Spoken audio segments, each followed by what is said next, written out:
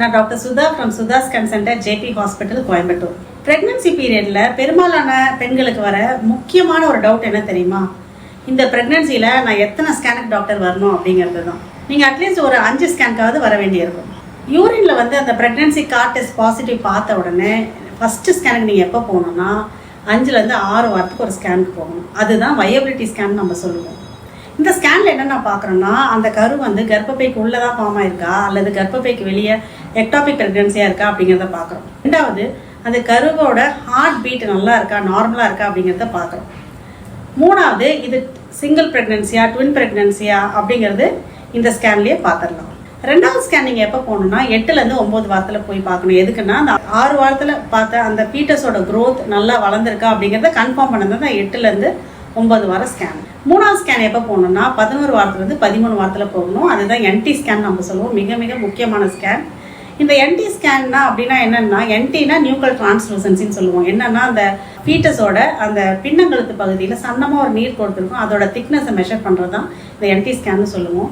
இந்த டிரான்ஸ்லூசன்சியோட திக்னஸை வந்து ஒரு க்ரைட்டீரியா இருக்குது. அதாவது 3 மில்லிமீட்டருக்கு மேலே போனால் அந்த வளரும் ஃபீட்டஸ்க்கு வந்து டவுன் சிண்ட்ரோம் வர ரிஸ்க் இருக்குது அப்படிங்கிறத இதில் சொல்லிடலாம். அது கூடவே உங்கள் டாக்டர்ஸ் வந்து பிளட் டெஸ்ட்டோட கம்பேர் பண்ணி தான் அந்த ரிஸ்க் ஃபேக்டரை உங்களுக்கு இதில் சொல்லுவாங்க.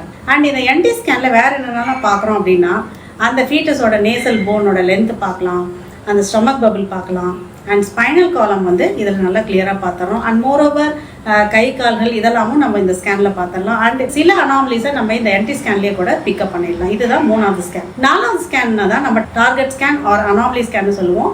இது எப்போ பண்ணுறோம்னா 5 மந்த்ஸில் பண்ணுறோம். இந்த 5 மாத ஸ்கேன் வந்து மிக மிக முக்கியம். ஏன்னா அந்த ஃபீட்டஸோட தலையிலேருந்து கால் வரைக்கும் எந்த டிஃபெக்ட் இருந்தாலும் இந்த ஸ்கேனை நம்ம டிடெக்ட் பண்ணிடலாம். மேஜராக ஏதாவது டிஃபெக்ட் இருந்தால் அந்த ப்ரெக்னன்சியை நம்ம டெர்மினேட் பண்ணிடலாம். ஏன்னா 20 வீக்ஸ் முன்னாடி தான் டெர்மினேஷன் அலோடு நம்மளோட நாட்டில். அதனால் 20 வீக்ஸ்லேயே நம்ம வந்து ஸ்கேனை பண்ணி ஏதாவது டிஃபெக்ட் இருக்கான்னு நம்ம கன்ஃபார்ம் பண்ணிடணும். இதுலேயே நம்ம வந்து பிளாசண்டாவோட லொக்கேஷன் பார்த்துடலாம், அந்த கர்ப்பப்பையோட சர்விக்ஸ் அதாவது சர்விக்கல் லென்த் மெஷர்மெண்ட் இது எல்லாமே நம்ம இந்த 5 மந்த் ஸ்கேன்லேயே சொல்லிடுறோம். 5வது ஸ்கேன் என்னன்னா க்ரோத் ஸ்கேன். இது வந்து 30 வீக்ஸ்க்கு மேலே நீங்கள் எப்போ வேணால் பண்ணலாம். லைக் 32 வீக்ஸ், 34 வீக்ஸ், 36 வீக்ஸ் எப்போ வேணால் உங்கள் டாக்டர் எப்போ கேட்குறாங்களோ அப்போ போய் பார்க்கலாம். இந்த க்ரோத் ஸ்கேனில் நம்ம என்ன பார்க்குறோன்னா, அந்த குழந்தையோட வளர்ச்சி கரெக்டாக இருக்கா அப்படிங்கிற இன்டர்வல் க்ரோத் கரெக்டாக இருக்கான்னு பார்க்குறோம். அண்ட் பிளாசண்டாவோட மெச்சூரிட்டி எப்படி இருக்குன்னு நம்ம பார்க்குறோம். அண்ட் குழந்தைய சுற்றி இருக்கிற அந்த ஆம்னியாட்டிக் ஃப்ளூயிட் அதோட வால்யூம் கரெக்டாக இருக்கா அப்படிங்கிறத நம்ம பார்க்குறோம். அண்ட் முக்கியமாக என்னென்னா, அந்த குழந்தைக்கு போகிற அந்த ரத்த ஓட்டம் டாப்லர் ஸ்டடி அப்படின்னு சொல்லுவோம். அந்த குழந்தைக்கு போகிற அந்த அம்பிளிக்கல் கார்டில் இருக்கிற ரத்த ஓட்டம், யூட்ரைன் ஆர்டரிஸில் இருக்கிற பிளட் சப்ளை ஃப்ளோ இது எல்லாமே நம்ம பார்த்து டாப்லர் ஸ்டடியை நம்ம சொல்லிடுறோம். அந்த குழந்தையோட தலை கீழே வந்துருச்சா அப்படிங்கிறதும் நீங்கள் வந்து கன்ஃபார்ம் பண்ணி பார்த்துக்கலாம்.